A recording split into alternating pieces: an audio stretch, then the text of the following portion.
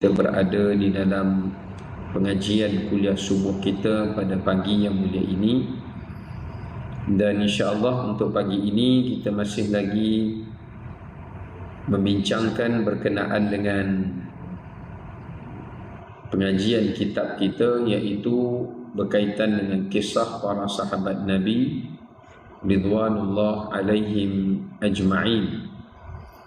Dan sebelum daripada ini kita telah pun membicarakan berkenaan dengan kisah berkaitan dengan Sayyiduna Uthman ibni Affan radhiyallahu ta'ala anhu, iaitu berkaitan dengan syubhat ataupun beberapa tuduhan yang jahat ataupun tuduhan fitnah daripada beberapa kelompok-kelompok puak-puak khawarij ataupun puak pemberontak terhadap Sayyidina Uthman ibni Affan radhiyallahu ta'ala anhu.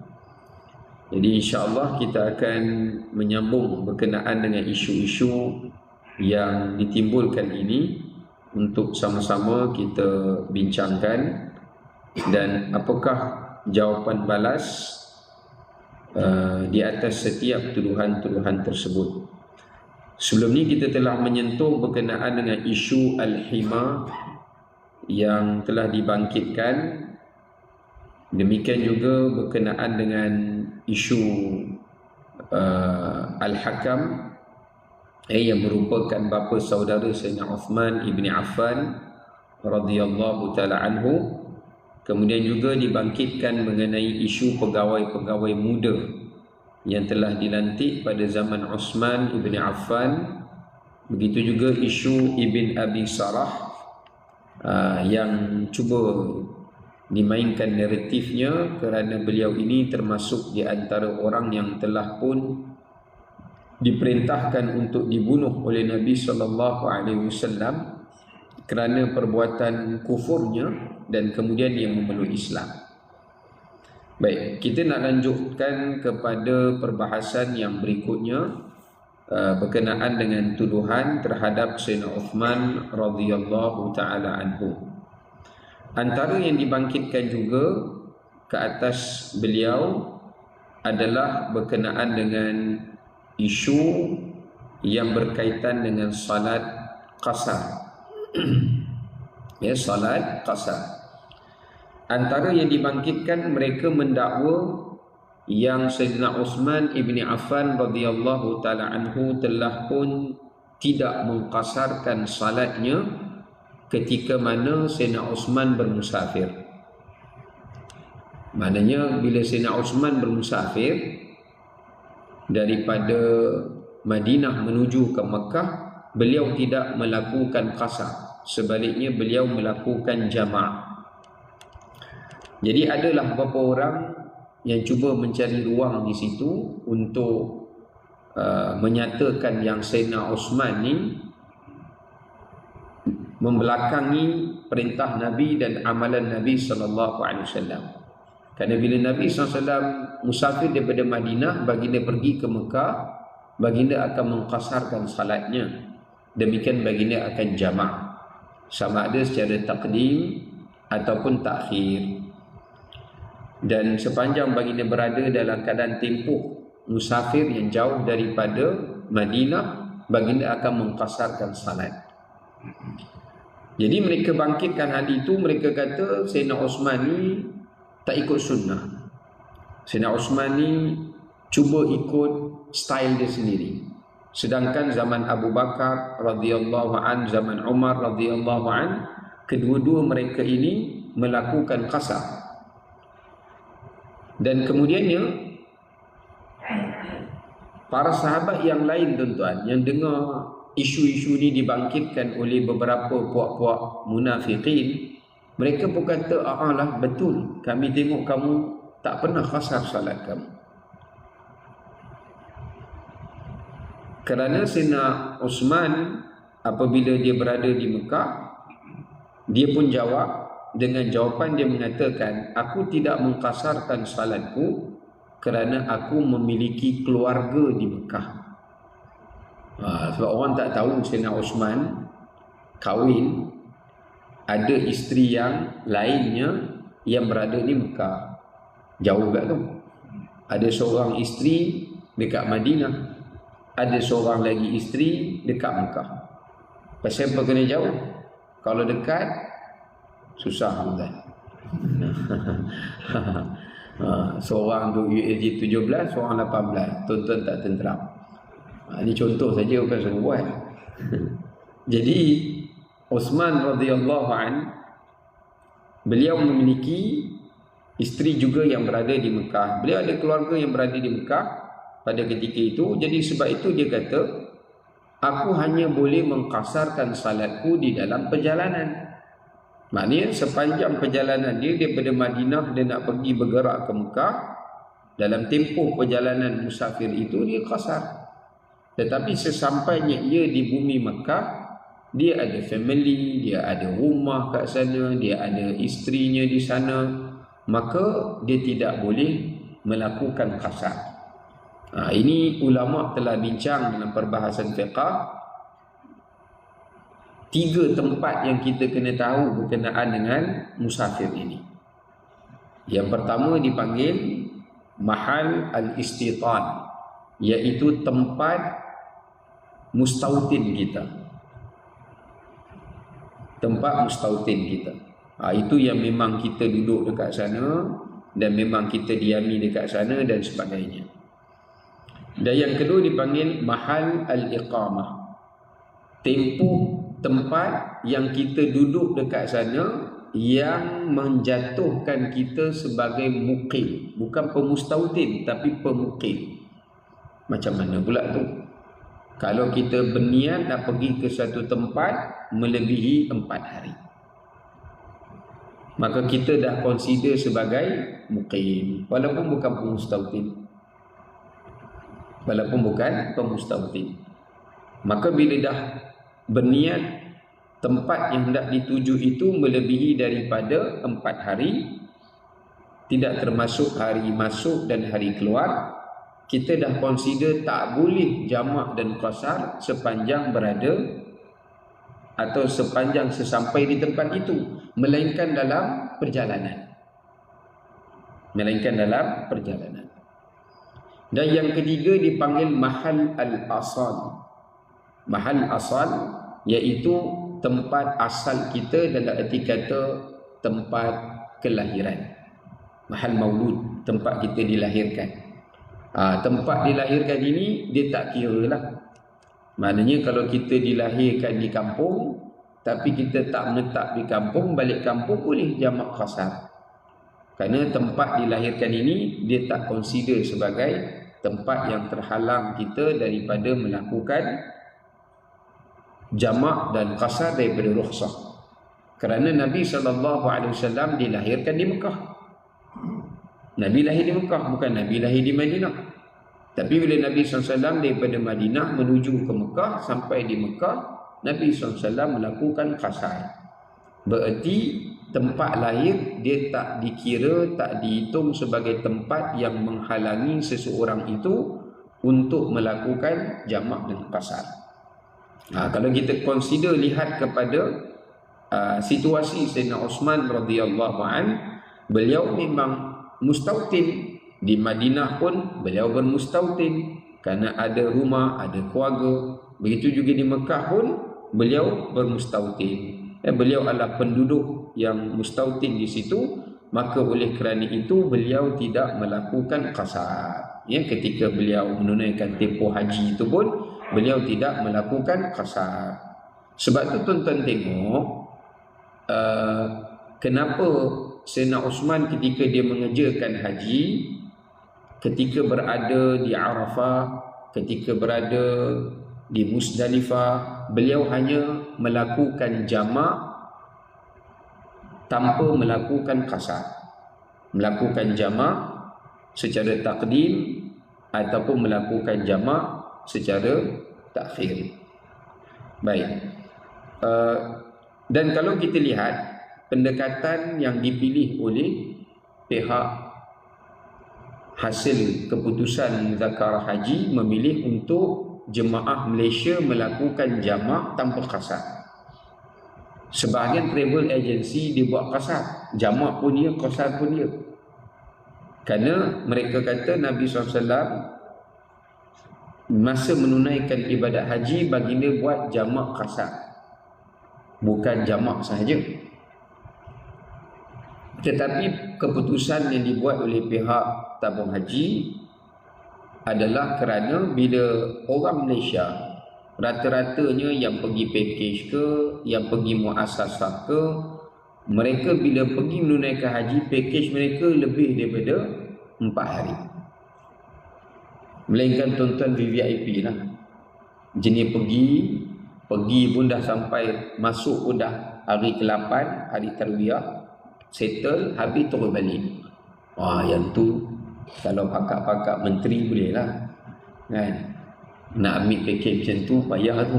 Kecuali adalah orang provide package-package macam tu, tapi harga dia tinggilah. Harga pun kena T5, bukan T20 lah ya. Bagi orang yang mampu bolehlah macam tu. Tapi lazimnya biasanya kita lebih daripada tempoh itu. Bila lebih daripada tempoh itu, maka consider kita sampai saja di bumi Mekah atau Madinah, kita sudah dikira sebagai orang yang bermukim. Maka sebab tu tak valid untuk kita melakukan qasar. Cuma jamak ni dibolehkan bukan kerana musafir, dia dibolehkan kerana ada keperluan kita bersesak-sesak nak bergerak sana, kalau tak semayang dulu nanti kan tertinggal waktu semayang. Maka disebabkan oleh kerana itu, yang dipilih adalah untuk melakukan jamak ya. Dan hal ini juga bertepatan dengan apa yang dilakukan oleh Sayyidina Uthman ibni Affan radhiyallahu taala anhu ya. Okey, baik. Antara isu lain yang dibangkitkan fitnah terhadap Sayyidina Uthman radhiyallahu an adalah mengenai isu Al-Quran. Semua kalau benda-benda ni isu teknikal je tuan-tuan. Tapi biasalah orang kalau dia dah tak puas hati, benda-benda kecil yang ada jawapannya pun dia jadikan isu juga. Kerana benda-benda yang seperti itu boleh diperalatkan isunya untuk tujuan mereka tercapai. Tujuan mereka adalah mereka nak jatuhkan kerajaan Uthman radhiyallahu taala anhu. Baik, isu Quran ni isu apa pula? Antara yang mereka bangkit, naratif yang mereka mainkan, mereka kata Uthman ni cuba mewujudkan Quran jenama dia, branding dia. Lepas tu Quran yang tuan-tuan pakai sekarang ni dinama apa? Resam Uthman ya. Jadi dia kata Uthman cuba wujudkan Quran branding dia. Dan Uthman bakar pada zamannya, Uthman perintahkan semua mushaf-mushaf yang ada dalam simpanan-simpanan itu dikumpulkan kemudian dibakar. Ada juga hikmah dia tuan-tuan bakar tu. Sekurang-kurangnya kita tahu cara perlukusan Al-Quran. Kalau katakanlah tak berlaku, pertama dia punya mafsadah dia ataupun kerosakan dia lebih besar. Sebab masa tu Uthman tengok keadaan kesatuan, perpaduan, ukhuwah, persaudaraan sesama orang Islam ni dia dah berpuak-puak. Dia dah ada wujud sifat fanatism. Kawan ni kata Quran aku je betul. Kalau baca dalam solat ikut style kiraan aku, yang tu je sah. Yang kawan ni pula kata tak, cara aku, style aku je betul. Kalau macam tu bahaya tu kan. Uthman sebagai pemimpin, dia kena kontrol lah benda itu, dia kena standardize. Sebab apa? Sebab nanti kalau kita datang, kita baca kiraat lain. Kiraatnya ada banyak. Kiraat Abu Hamzah, kiraat Warash, kiraat Qalun, kiraat Hafsin. Ada banyak. Jadi kawan ni datang, dia ni baca lain ni. Wadduha, ni mau datang daripada Kelantan ni. Bukan Kelantan pun. Dia memang kiraat dia gitu. Bukannya yang bila baca macam tu si Kelantan. Lepas tu kalau main dengan wadduha, Tak hang pula. Hang tu main utara pula. Jadi nak menunjukkan dia orang ada sifat fanatik, dia orang tak nak sembahyang. Dan ini menyebabkan umat Islam jadi lemah sebab mereka berpecah. Memang baru ni saya baca tentang ada salah seorang daripada pakar analisis geopolitik orang kita lah.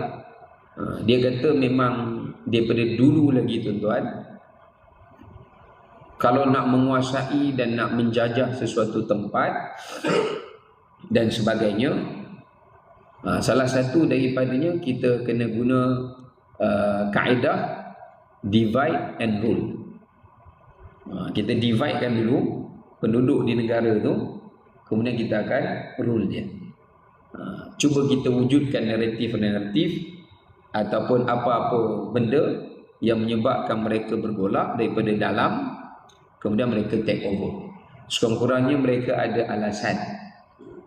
Kononnya bukan atas nama penjajahan, atas nama pengislahan. Itu cuma merepek lah. Ya. Macam kita tengok sekarang ni dekat Iran lah. Ada konflik dalaman, masalah isu, dan ada orang cuba mainkan isu-isu ni, pihak-pihak Amerika dan sebagainya. Sebab itu ruang untuk dia mengambil kesempatan. Sama lah juga tuan-tuan tengok mana-mana yang berlaku di Iraq, yang dulu kebangkitan Arab Spring dan sebagainya. Musuh ni dia bijak untuk menjadikan isu itu sebagai ruang untuk mereka mengambil alih. Ini memang daripada dulu lagi lah. Hatta pada zaman Osman radhiyallahu an, dia orang tengok strong sangat ni. Zaman Umar pun strong, zaman Osman pada awalnya pun strong. Dia kata kita kena wujudkan satu agenda macam mana nak bagi umat Islam ni berkelahi dan jadikan mereka ni jatuhkan sendiri kerajaan mereka dengan cara penumpahan darah, dengan cara mengangkat senjata. Kalau dengan cara bagi pandangan, bagi idea, itu lain lah tuan-tuan. Itu agama benarkan nasihat, ad-dinun nasihat. Agama ni nasihat. Antaranya kepada siapa Nabi sebut? Wali a'immatil muslimin, kepada para pimpinan orang Islam. Tapi mereka cuba mainkan naratif bukan dengan nasihat, tapi menggunakan senjata, menggunakan kekuatan. Ini agama tak bagi. Sebab dia boleh menjadikan peperangan, konflik dalaman dan juga penumpahan darah secara internal ataupun domestik dan sebagainya, dan itu boleh menyebabkan musuh boleh memberi support kepada golongan ini untuk dalam masa yang sama untuk mereka mengambil alih kuasa itulah. Dan ini yang kita boleh lihat berlaku di negara-negara kebanyakan orang Islam. Ya, keadaannya lebih worse daripada keadaan yang sebelumnya. Kita tengok Iraq pun sudahlah. Walaupun Saddam tu kita tidaklah kata dia pemimpin yang baik sepenuhnya, adalah zalimnya di sana sini, kekurangannya. Tapi bila dia jatuh, keadaan yang berada di Iraq lebih buruk daripada sebelum-sebelumnya. Tu saya tengok ada satu wawancara di BBC, dia kata kami menjatuhkan seorang Saddam. Bila Amerika masuk, dia mewujudkan 100 Saddam. Jatuhkan 1 Saddam, tapi yang naik 100 Saddam. Ya. Jadi itu dia punya mudarat je lah, ya, kemudaratan dia. Melainkan kalau dengan cara yang baik, mengikut nulas undang-undang dan sebagainya, itu lain cerita lah. Ini tidak mengikut cara yang betul. Okey. Jadi mereka wujudkan isu Al-Quran. Mereka kata Uthman bakar Al-Quran dan Uthman tinggalkan satu sahaja. Maka sebahagian berkata, ya benar, ya, Uthman telah melakukan demikian, mari kita memeranginya. Tapi Uthman jawab, Uthman kata, aku sebagai seorang Amirul Mukminin, sebagai seorang pemimpin, bila aku melihat ada di antara kamu bergaduh, ada antara kamu yang menyesatkan antara satu sama lain, ada di antara kamu yang tidak mau salat di belakang seseorang yang lain kerana berbezanya bacaan qiraat kamu, bahkan ada yang mendakwa mushaf dalam simpanannya lebih betul daripada mushaf dalam simpanan orang lain. Sebab setiap para sahabat ketika itu tuan-tuan, bukan semuanya ada simpanan mushaf yang lengkap. Sebab mereka dengar ayat Quran daripada Nabi SAW, ada yang, sebab Uthman dah make sure tak ada ayat yang tertinggal. Sewaktu dikumpulkan semua para penghafal Quran yang semua dahsyat ingatan mereka, dan dia suruh buat cross check, tengok setiap hafalan-hafalan, kumpulkan semua para sahabat dan pastikan tak ada ayat yang tertinggal walaupun satu. Dan ternyata bila dibuat begitu, yang diketuai, yang beliau lantik sebagai sahabat yang memang Nabi SAW sendiri iktiraf ketika hayat Nabi SAW, iaitu Zaid ibn Thabit radhiyallahu an, ternyata beliau memiliki hafalan yang penuh 30 juzuk. Beberapa orang sahabat yang lain juga, sebab Nabi dah pesan ambil Quran daripada 4 orang. Sebab 4 orang di kalangan sahabatku ini memang hafal 30 juzuk, tak ada ayat pun yang ditinggal pada dia. Jadi bila bandingkan, maka Uthman kata kita jadikan satu mushaf saja, tetapi ilmu bacaan itu kita kekalkan. Cuma untuk mushaf yang menjadi simpanan pegangan kita, rujukan kita ni, satu saja. Kenapa Uthman pilih itu? Sebab resam Uthmani yang ada pada kita sekarang ni, atau bacaan qiraat Hafsin ini, adalah merupakan bacaan yang paling fusahah. Fusahah ni maknanya, kalau dalam istilahnya, adalah bahasa baku yang paling betul. Sebab qiraat-qiraat ni dia mengambil kira soal loghat, telo. Itu yang kadang tuan-tuan tengok sebahagian qiraat, macam kalau ada hamzah, dia tak bunyi hamzah. Walalakhiratu, dia tak baca wal akhiratu, dia walala, tu dia buang, dia hidupkan lam. Sebab ada setengah orang dia Arab, dia hamzah tu dia susah sikit. Tuan-tuan kalau dua Arab tahulah, ada yang setengah tu kalau di Mesir jim jadi ga, jim jadi ga. Contoh kita mula-mula sampai belajar anta rogol kuais. Kita dengar apa hal Arab ni cakap kita rogol-rogol ni. Bila pula aku rogol orang? Bukan rogol. Rogol tu maknanya rajulun, rogulun. Jim tu ditukar jadi ga. Anta rogol kuais. Kita pun dengar maknanya kau ni perogol yang bagus. Lain macam ni. Ini kasar ni, melawak ni ke apa ni? Nak cari gaduh ke apa? Tak, bukan cari gaduh. Dia jim, dia bunyi ga. Dan kalau di sebelah-sebelah Syam tu tuan-tuan, di sebelah Syria, dia qaf dia tukar jadi alif. Lagi pening. Qaf tu tukar jadi alif. Kalau Quran, bukan Quran. Iqlab, ilab, dia tukar jadi alif.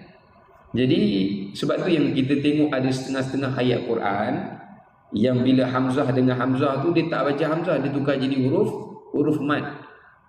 Kalau siapa belajarlah dalam bab hamzah wasal tu, patutnya ituni dia tak baca ituni. Sebab hamzah dengan hamzah macam mat badal lah.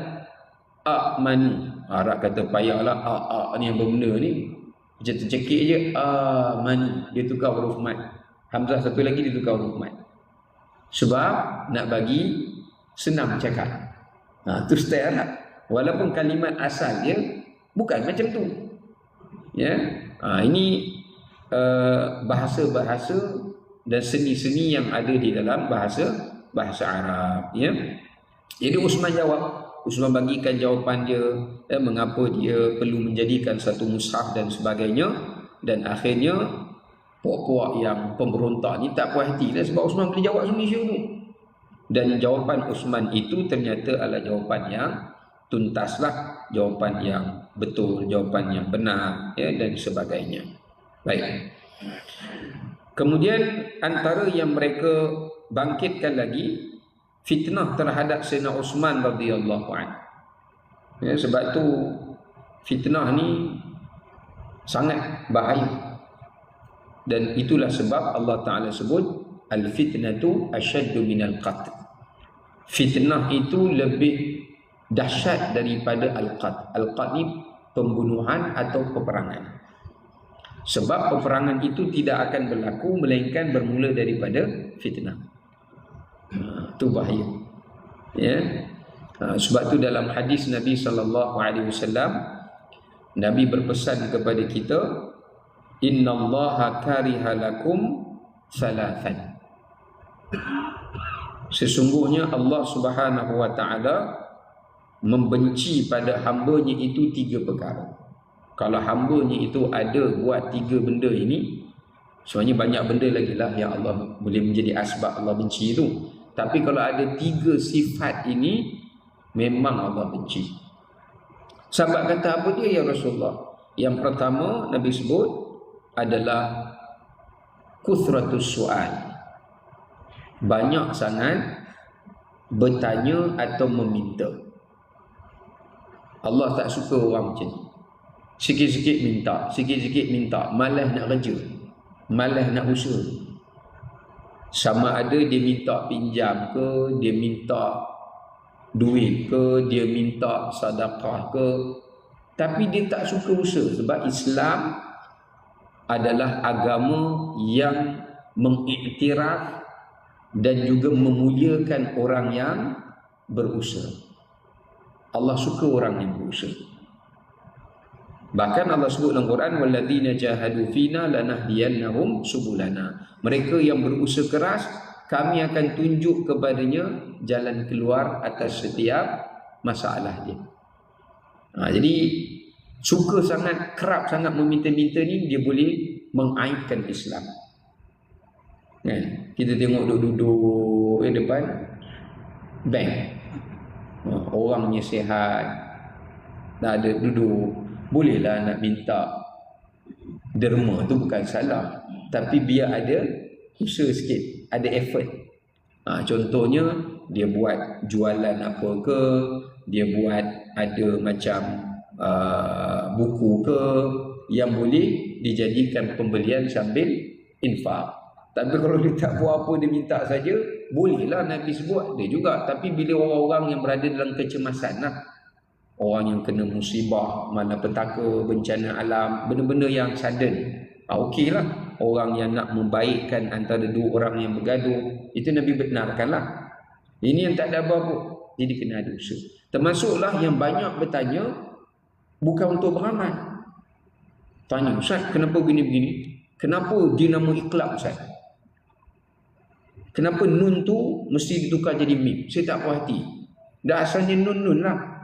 Ini memang dia punya ni. Ayolah, saya nak tahu juga. Orang macam ni payah juga. Itu yang sikap yang ada pada Bani Israel. Dia tanya banyak, tapi dia bukan nak taat. Dia tanya itu adalah untuk ingkar. Sembelih lembu nanti dulu. Kan senang statement tu, sembelih lembu. Ambil je lah mana-mana lembu. Anak lembu, mak lembu, bapak lembu, lembu mana apa, grade berapa, ambil je lah. Dan bila dia tanya pula Nabi Musa AS, nanti dulu. Lembunya dia banyak. Nak lembu grade apa? A, B, C. Harga berapa? Warna apa? Yang pernah buat kerja membajak ke tidak? Yang pernah ditunggang ke tidak? Alah kali Allah Ta'ala bagi kat dia susah, dia pening pula nak cari lembu ni. Mana nak dapat lembu ni? Sebagai hukuman ke atas dia. Ini sikap Bani Israel. Bukan salah bertanya tu. Tanya boleh untuk mendapat penjelasan, keyakinan, okey. Tapi tanya untuk membangkang, nak memperhinakan, nak mempersendakan, itu termasuk daripada sifat Bani Israel. Dan yang keduanya Nabi sebut apa? Iaitu qila wa qal. Benda-benda yang hearsay. Benda-benda yang tak confirm, benda-benda yang kita dengar ura-ura. Benda-benda yang seperti ini yang disebutkan sebagai fitnah, yang tidak ada kesahihannya, keabsahannya, dan sebagainya lah, ya. Dan yang ketiga, idha'atul mal, iaitu orang yang memboroskan hartanya. Orang yang suka boroskan hartanya memang Allah tak suka, sehingga dia membelanjakan hartanya bukan pada tempat yang menjadi keperluannya. Sehingga kan benda yang lebih perlu terpaksa untuk di sacrifice kerana telah habis dibelanjakan pada benda yang tidak perlu. Macam budak-budak zaman sekarang kan? Sampai benda yang lebih utama tak ada, beras habis, dia dah pergi joli beli benda lain. Dia kata tak apalah, kita pun dah bulan Rejab, tak lama lagi Ramadan, puasalah, belajarlah berpuasa. Pandai pula ni. Ya? Padahal itu hak yang telah pun dia abaikan, ya. Okey, baik. Jadi itu antara isu yang dibangkitkan kepada Sayyidina Uthman radhiyallahu taala anhu, iaitu isu yang berkaitan dengan persoalan yang berikutnya adalah isu pembahagian tanah. Tanah ni memang sensitif lah tuan-tuan, ya. Itulah kadang-kadang dalam bab tanah ni pun, tanah pusaka ni, adik-beradik pun boleh berkelahi. Padahal dia lupa esok dia pun masuk dalam tanah. Dia bergaduh pasal tanah, dia lupa esok tanah bergaduh dengan dia kan. Tanah kata, dulu kau duk bergaduh, kau main lagi pasal aku, sekarang aku nak cari gaduh dengan kau, ya. Tanah itulah yang akan himpit ke, akan menjadi lahat dia, yang akan seksa dia, menjadi tempat sama ada menentukan lubang kubur dia itu taman syurga ke ataupun lubang neraka. Tanah itulah. Baik. Jadi isu tanah ni memang sensitif, ya. Saya dekat kampung dulu tuan-tuan, ada satu kisah disebut adik-beradik ni tuan-tuan. Adik dia kecil lagi, bapa dia meninggal, tanah banyak. Sebagai orang kaya di orang lama-lama dululah, dia orang ada banyak tanah. Jadi abang ni bila dia uruskan harta adik dia, buat pembahagian kan, nak pecah lot tu, dia ambil reserve adik dia tu. Adik dia tak tahu masa tu belum akil balik, ambil banyak tu, cukup ambil. Bila adik dia dah besar, dah kerja semua, dia pun pergilah tengok balik plan asal tanah tu. Bila tengok balik peta apa semua, rupanya suku tanah dia hilang. Dia boleh tahu tu sebab letak pagar lah. Pagar abang dia letak pagar. Abang dia tu dah meninggal lah. Sampai dah meninggal lah, sebab dia jarak dia mungkin jauh lah, sulung dengan bongsu dah jauh lah, ya. Lepas tu bila dia tengok balik plan asal, ni tak ikut plan ni. Dia pergi pada pihak jabatan tanah, ya kan? Ternyata tu memang bahagian suku daripada tanah. Suku kan hampir separuh lah, hampir separuh. Arwah abang dia dah ambil. Tuan-tuan bayangkan daripada dia kecil sebelum akil balik, duk kutip hasil tu, sampai dia punya anak nakan tu dah besar panjang.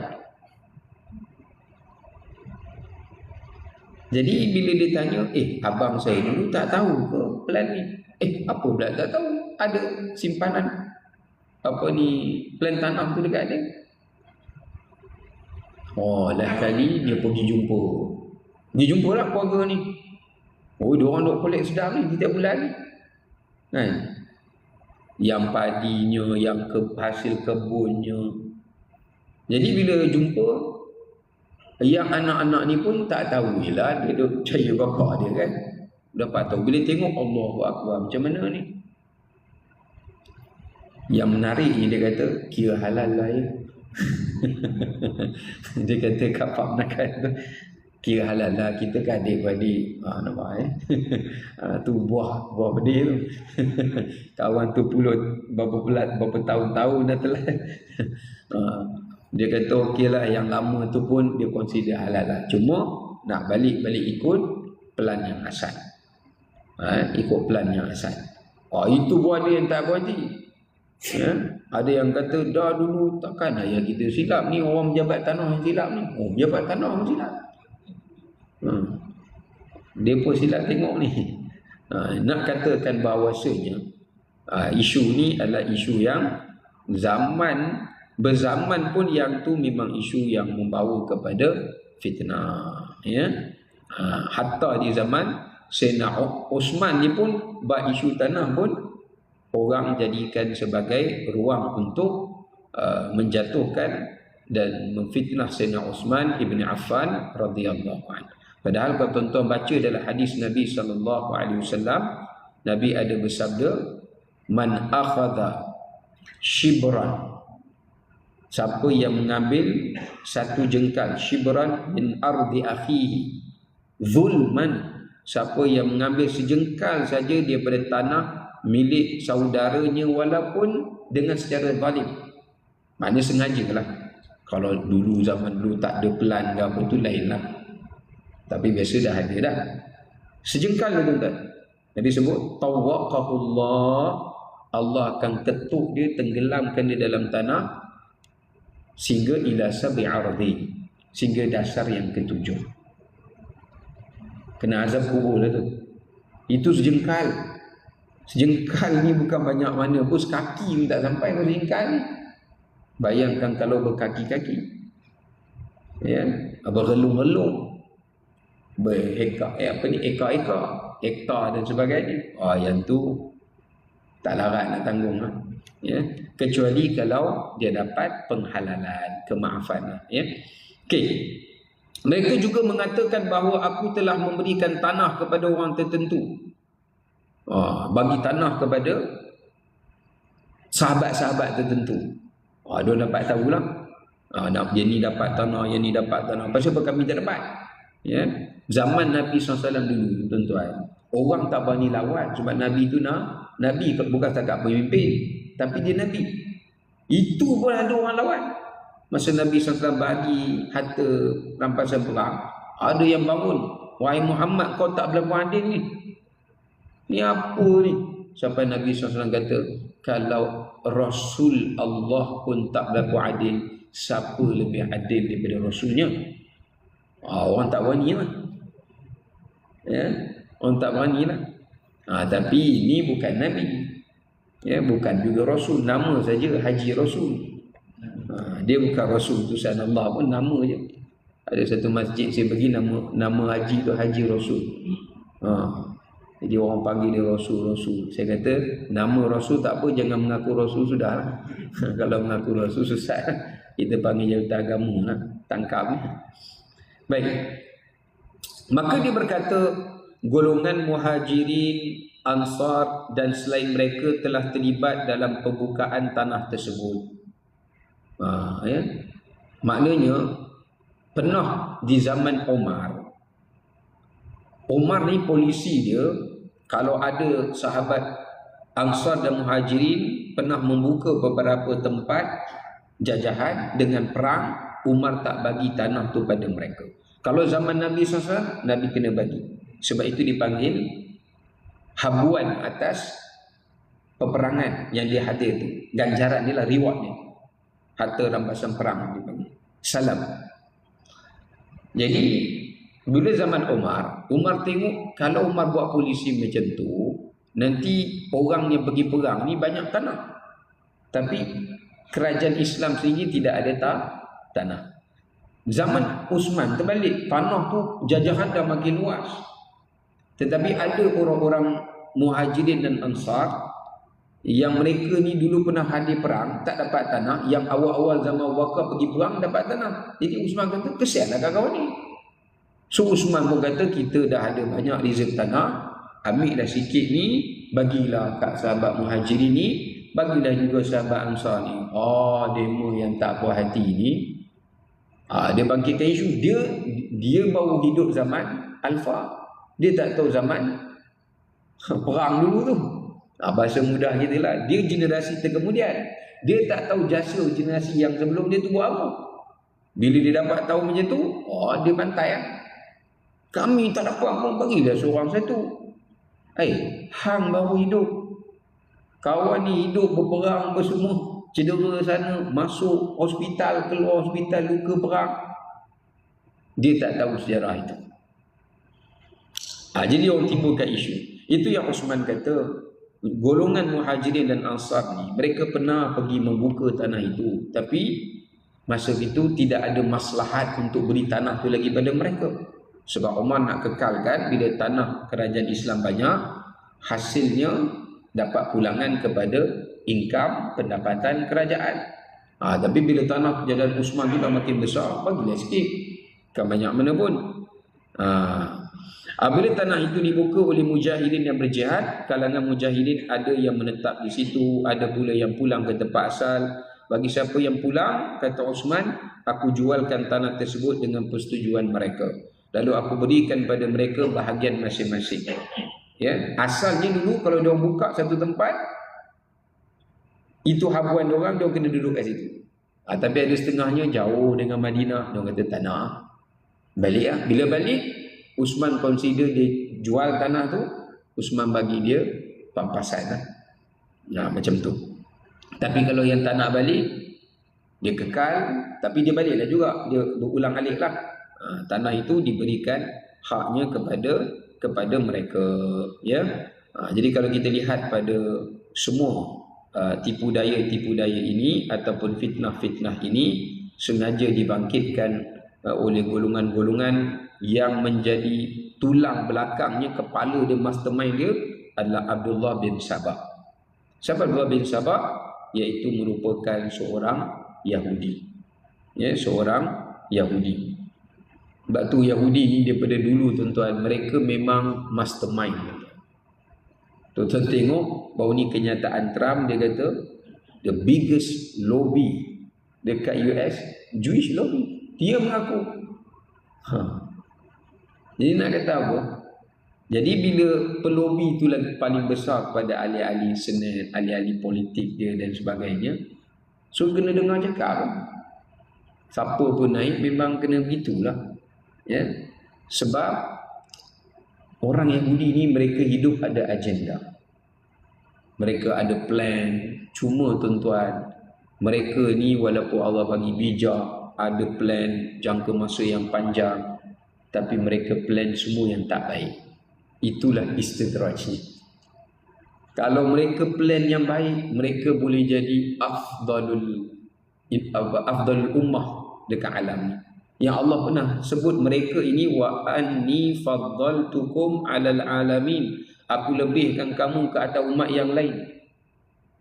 Dia orang boleh pegang lagi title tu kalau dia orang susun semua agenda ni untuk benda-benda baik. Tapi malangnya sifat hasad, sifat dendam dia kepada Arab, sifat benci dia, sifat kufur dia tu mendalam sangat. Tak ada apa-apa. Itu memang Allah Ta'ala dah sebut dah, ya. Hatta semua apa-apa perancangan nak take over Venezuela lah, apa benda apa semua ni, kan? Itu semua agenda mereka, ya.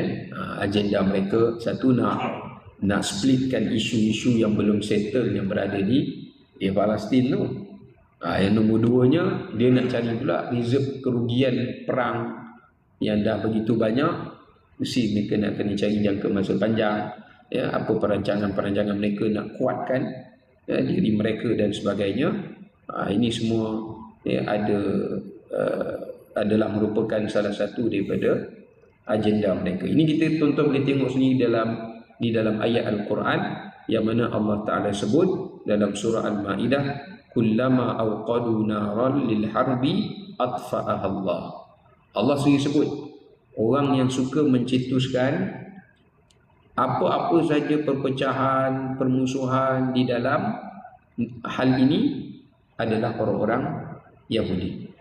Contoh tuan-tuan, kalau kita tengok di sudut sejarah, masa negara Arab bersatu dulu, kalau tuan-tuan ingat masa orang Yahudi dah mula masuk Palestin, mereka buat kacau.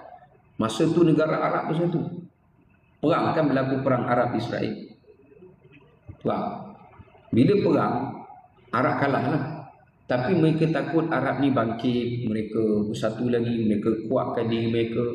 Dia fikir, kalau Arab ni jadi makin kuat, apa yang aku nak kena buat penyelesaian? So dia buat apa? Ini dalam analisis geopolitik lah, saya dengar ceramah dia. Dia kata, dia cuba wujudkan watak non-Arab supaya gaduh dengan Arab. Kebetulan masa ketika itu proksi Amerika ada berita dekat Iran, Shah Reza tu, ya, Pahlavi tu jatuh, naik Khomeini. Dia mainkan naratif Khomeini ni dia ada pengaruh, nanti dia boleh ambil jajahan Iraq, sebab dekat Iraq pun banyak Syiah, banyak tempat banyak Syiah. Dia main naratif tu, gaduh pula Sunni dengan Syiah. Yang mewujudkan Sunni Syiah naratif ni mereka juga. Jadi benda-benda ini semua mereka cuba cari ruang, sebab mereka nak orang Islam itu lemah, supaya ada ruang untuk mereka fikir sesuatu benda yang orang Islam tak fikir benda tu, sebab dia fikir gaduh sama dia. Ini salah satu daripada fitnahnya lah, ya. Okey, baik, wallahu taala alam bisawab. Sekadar itulah yang dapat kita kongsikan pada pagi yang mulia ini. Ya.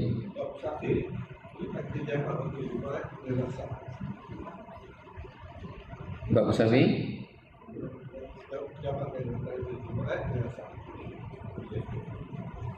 boleh. Sebab menurut dalam mazhab Syafi'i, Jumaat itu menggantikan Zuhur. Jadi lepas kita buat solat Jumaat, kalau kita buat takdim, kita boleh buat qasar asar lah. Boleh buat qasar asar, ya. Kerana kerana Jumaat tu dia menggantikan kedudukan Zuhur, ya. Baik, wallahu taala alam bisawab. Assalamualaikum warahmatullahi wabarakatuh.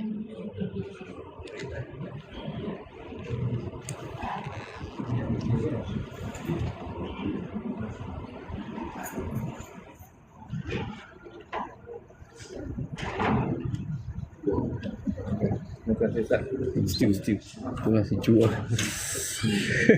Selalu datang ni lupa buat jaket.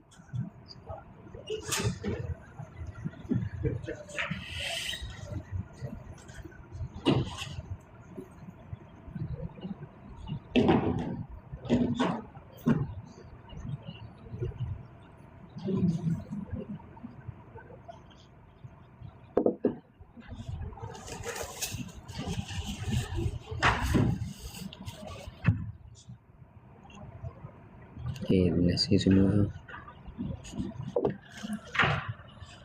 Ada lagi Kak Zaidah. Ada lagi pukul 9.30. Kita buat tajuk kematian. Kita pakai kitab kematian yang tu. Pukul 9.30 insya-Allah. Kita jumpa nanti pukul 9.30. Selamat menyambut Isra Mi'raj kepada semua.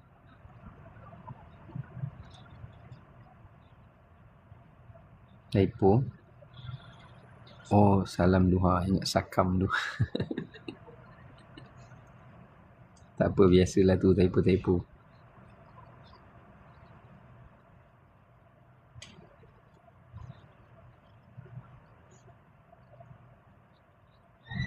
Itulah, kalau fikir-fikir balik, sahabat Nabi pun kena fitnah, kan? Siapalah kita kalau orang fitnah? Sahabat Nabi pun kena fitnah. Bukan takat sahabat Nabi, Nabi SAW sendiri, para Nabi dan Rasul pun kena fitnah juga.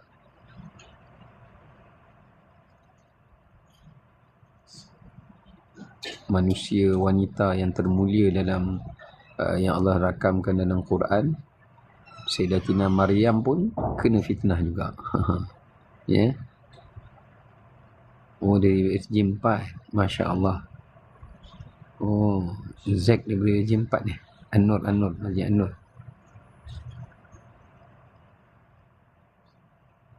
Ya, Allah Maha mengetahui betul. Tapi itulah masalahnya, fitnah ni kita kena minta pada Allah, Allah lindung kita. Kalau nak jauh hidup ni daripada fitnah, semua kena baca doa yang Nabi ajar, Nabi SAW ajar sebelum kita bagi salam tu. Siapa tahu ada 4 bentuk fitnah yang Nabi SAW suruh kita untuk berlindung diri daripadanya. Salah satu daripadanya fitnah yang kita kena minta lindung pada Allah adalah wa min fitnatil mahya. Betul, yang pertama fitnah Dajjal, betul. Ya, tapi kita ni tak sempat lah kot nak jumpa Dajjal. Bahkan kalau boleh jangan minta lah nak jumpa Dajjal pun. Sebab kalau kena fitnah dia, tak mudah untuk kita melepaskan diri daripadanya. Fitnah orang biasa pun dah susah. Tapi memang sebelum keluar Dajjal, memang akan berleluasanya fitnah. Ya, akan berleluasanya fitnah. Sebab tu, jangan tinggalkan membaca doa berlindung diri daripada fitnah tersebut. Ya betul, untuk keturunan kita, ya betul. Sebab tu Nabi SAW ajar pun, Nabi pun tak sempat jumpa Dajjal. Tapi Nabi ajar tu untuk umat dia. Kalau kita baca ni, walaupun kita baca, kita tak sempat jumpa Dajjal, tapi kita baca tu untuk zuriat kita. Namun, jangan lupa kita ajar kepada zuriat kita untuk bacalah. Jadi, salah satu daripadanya, lepas fitnah Dajjal, apa dia? Fitnatil mahya. Fitnah orang-orang hidup. Mahya ni fitnah kehidupan. Fitnah orang-orang hidup. Yang ni pun kita kena minta lah pada Allah Ta'ala kan, yang Nabi suruh kita baca tu. Fitnah orang hidup ni termasuklah orang yang fitnah kita. Fitnah sakit pun fitnah hidup. Fitnah miskin pun fitnah hidup. Semua yang berkaitan dengan cabaran-cabaran hidup tu semua fitnah hidup. Ataupun fitnah orang-orang yang hidup. Ya betul. Ya. Jadi bila kita minta kepada Allah Subhanahu Wa Taala perlindungan daripada fitnah-fitnah ini, memang kita akan terkena juga fitnah-fitnah itu. Tapi bila kita minta lindung kepada Allah, sekurang-kurangnya Allah Ta'ala guide kita. Dia pandu kita, dia bimbing kita, dia bagi kekuatan pada kita supaya kita boleh keluar dan berjaya menghadapi fitnah itu. Ya. Bukanlah berarti kalau kita baca wa'udzubika min fitnatil mahya wal mamat, maksudnya kita langsung tak kena fitnah. Tidak ya. Tidak macam tu. Ya betul. Fitnah juga maksudnya adalah ujian hidup. Ya, ujian hidup. Ya betul.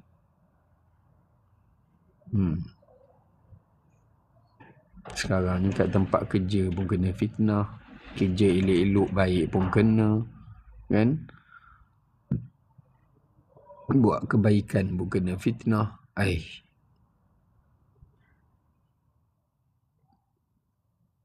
Yelah tu. Samalah. Orang tipu dari segi ambil duit kita pun fitnah juga. Ya. Skamer-skamer ni pun salah satu ujian fitnah juga. Maksud fitnah itu, fitnah ini maknanya adalah ujian. Fitnah ni maknanya adalah ujian. Bukan ujian hidup saja, bahkan ujian keimanan, ujian kepercayaan, ujian pemikiran, ujian kehidupan, ujian moral. Ya, manusia sekarang dah hilang sifat akhlak moral yang baik. Itu semua fitnah. Fitnah ni apa saja ujian yang berkait dengan agama kita, atau yang berkait dengan dunia kita, atau berkait dengan kehidupan kita, ataupun amalan kita. Fitnah rumah tangga pun ada, macam-macam. Ya. Skamer pula ada banyak. Ada skamer atas nama agama, ada skamer atas nama dunia. Ya. Banyak sekarang ni ya. Kita minta perlindungan kepada Allah Subhanahu Wa Taala.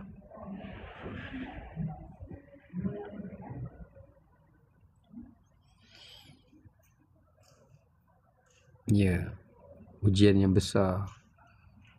Baik, insya-Allah saya doakan Laijun supaya Allah berikan gantian pahala di atas ujian yang sedang hadapi ini. Ya.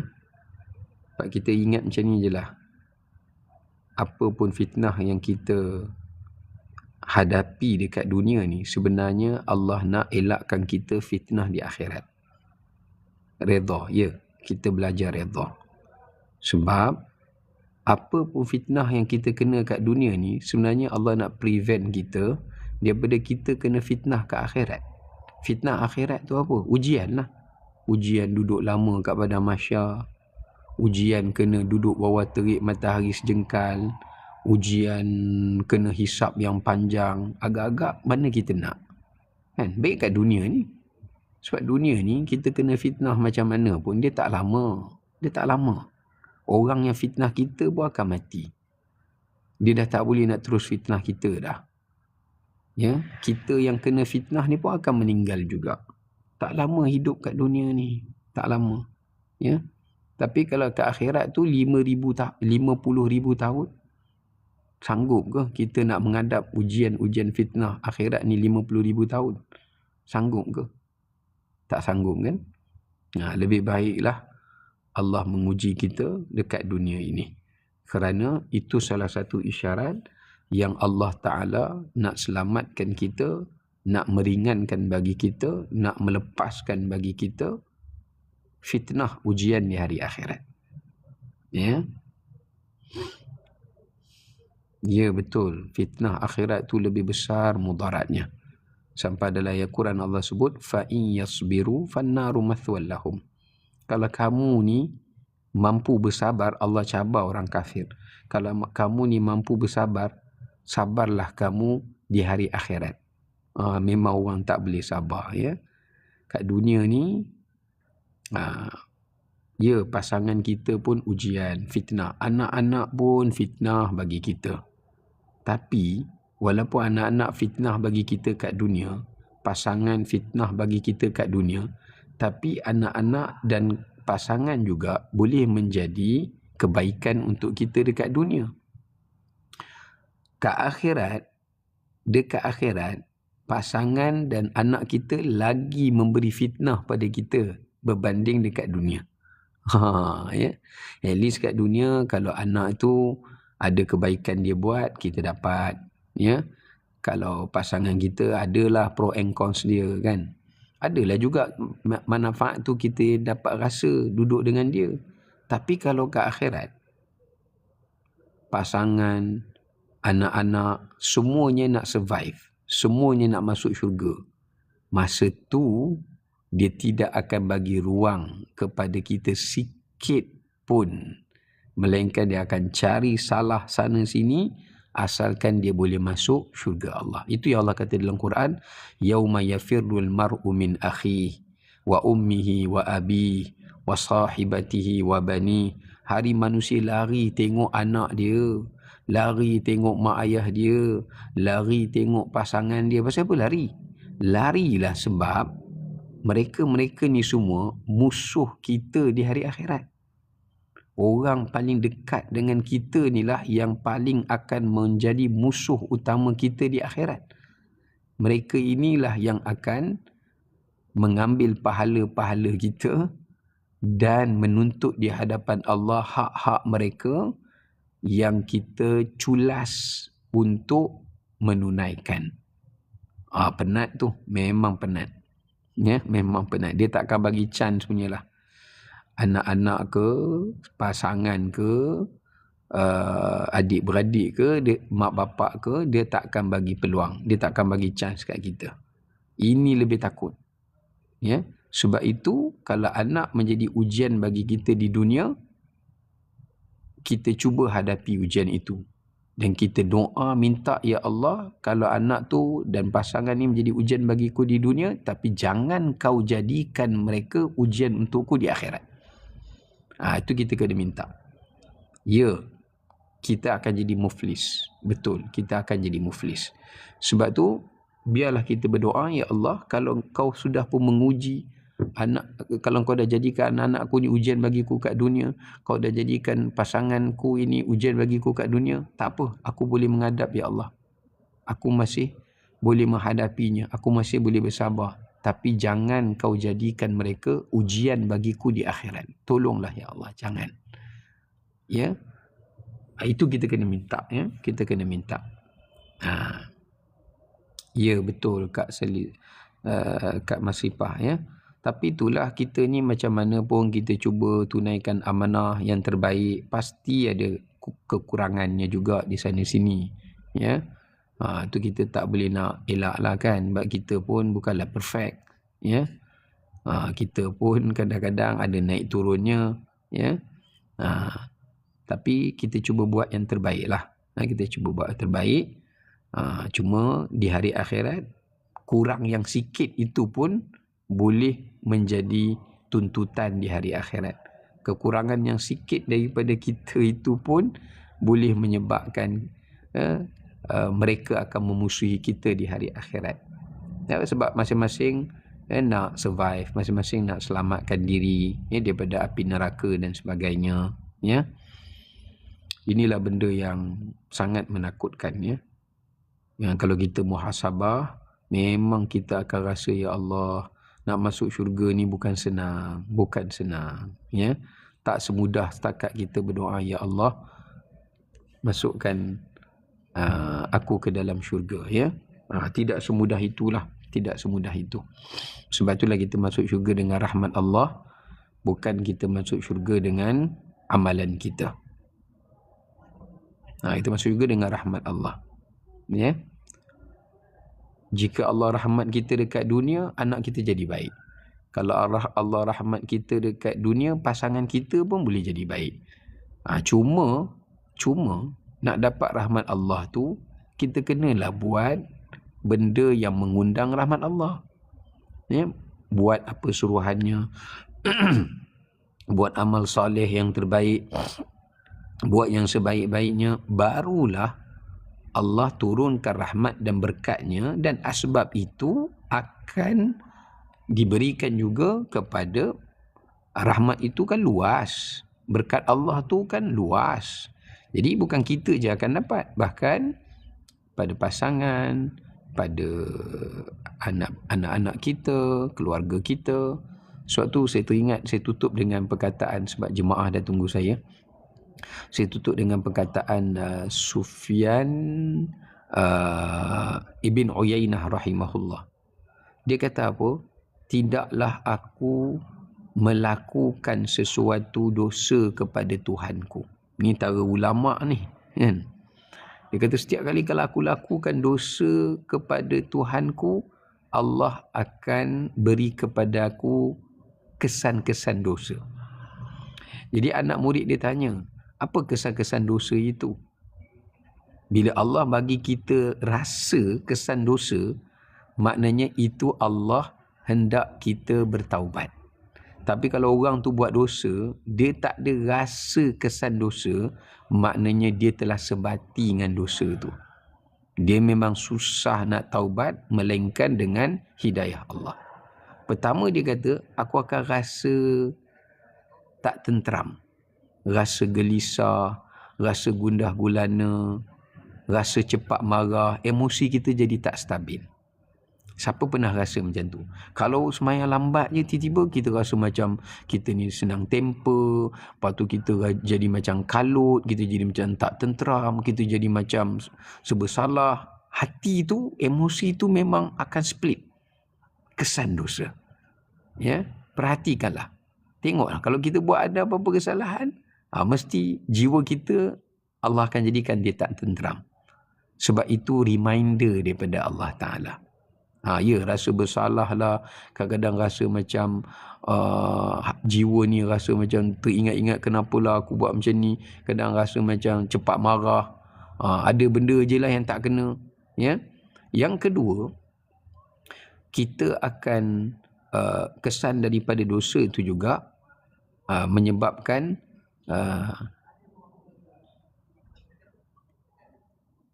bawa sini ni. Kejap sikit lagi. Kemudian yang keduanya, menunjukkan kepada kita kesan daripada dosa itu menyebabkan kita rasa jauh dan malas untuk beribadah. Semangat nak beribadah dah tak ada.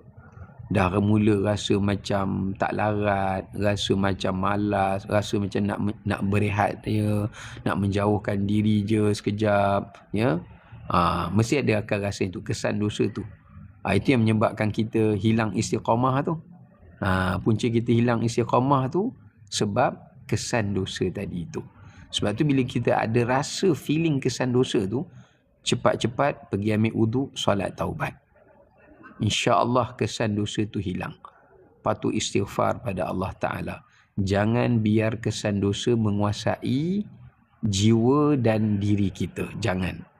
Ya, kat situ dah start rasa macam boring lah, malas lah buat baik. Kenapa aku buat baik lah, tak yakin dengan kebaikan yang kita buat lah. Aku buat baik pun macam tak ada dapat apa-apa lah. Ini kesan. Kesan ni sangat bahaya. Dia bukan kesan pada emosi saja, tapi pada pemikiran kita dan pada jiwa kita. Baik. Yang ketiga, kesan juga daripada dosa ni juga. Bila kita ada rasa feeling macam tu, kita kena berjaga-jagalah. Kita kena berwaspada. Ya. Iaitu, kita boleh lihat kesan tu juga, kata Sufyan bin Uyainah, adalah pada pasangan kita. Tengok, perhatikan. Kalau kita ada semayang lambat ke, ataupun buat dosa ke, ada cakap apa-apa, mesti hari tu sama ada kita gaduh dengan isteri, tak adalah gaduh teruk. Atau isteri tiba-tiba jadi emosi lah, apa cik pasal dengan kita, mesti ada. Sebab tu saya kalau macam tiba-tiba je ada rasa, kalau ada berselisih dengan pasangan ke, dengan isteri ke, saya akan istighfar dulu. Ya Allah, mungkin ada dosa hari ni aku buat, ya Allah. Lepas tu saya akan pesan pada dia supaya dia pun istighfar. Mungkin hari ni sama ada kamu atau saya ada buat dosa. So ini kesan yang kita kena rasai kerana dosa yang kita buat. Janganlah bila kita gaduh dengan orang, kita rasa kita je baik, orang je tak baik. Engkau punya dosa lah itu yang kita gaduh ni. Tak. Kadang-kadang dosa kita juga. Dan selain daripada pasangan, kita boleh tengok juga, kata beliau Sufyan ibn Uyainah, kesan dosa tu juga pada anak-anak kita. Mungkin hari tu tiba-tiba dia orang jadi tak dengar kata lah, kita suruh semayang biasa dia dengar je, hari tu dia jadi tak nak lah, jadi malas lah, lawan cakap kita lah, balas balik lawan kita lah. Mesti ada. Allah bagi kesan ni sebab Allah sayang, sebab Allah nak tengok kita. Tengok, ini yang kau akan tanggung. Ini baru kesan dosa dekat dunia, belum lagi di akhirat ya. Ke akhirat jangan sembang lah. Ya? Anak-anak mula buat perangai dengan kita. Sebab tu kita sebagai mak ayah, bila dapat anak-anak yang diuji macam ni, kita kena banyakkan taubat pada Allah. Walaupun kita rasa macam kita dah buat baik dah semua. Mungkin sebab saya teringat kata-kata Fudail bin Iyad. Dia kata, aku pernah merasai kesan dosa yang telah aku buat 30 tahun yang dulu. 30 tahun yang dulu pun aku boleh rasa kesan dosa tu sekarang. Masya Allah. Padahal 30 tahun dulu tu dia dah tinggal lama dah. Tapi kadang-kadang impak kesan tu pun boleh datang kemudian. Ya. Ini peringatan pada kita lah. Ya. Dan yang terakhir, kesan dosa tu boleh terlihat terzahir pada harta kita. Barang hilang, kadang-kadang berlaku rosak, ada saja. Ya, walaupun memanglah kadang-kadang dah sampai masa, tapi kadang-kadang tak sampai masa pun rosak. Itu semua adalah kesan-kesannya. Ya. Okey, baik, saya rasa sekadar itulah tambahan perkongsian saya. Moga-moga ia berikan manfaat. Nanti kita jumpa jam 9.30 insya-Allah. Barakallahu fikum. Wassalamualaikum warahmatullahi wabarakatuh.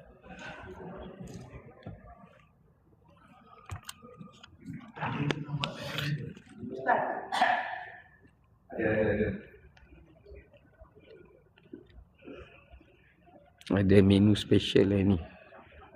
Stew. Ada stew ke? Takut dia dah start dah apa. Okey. Baik. Kak Syam itu.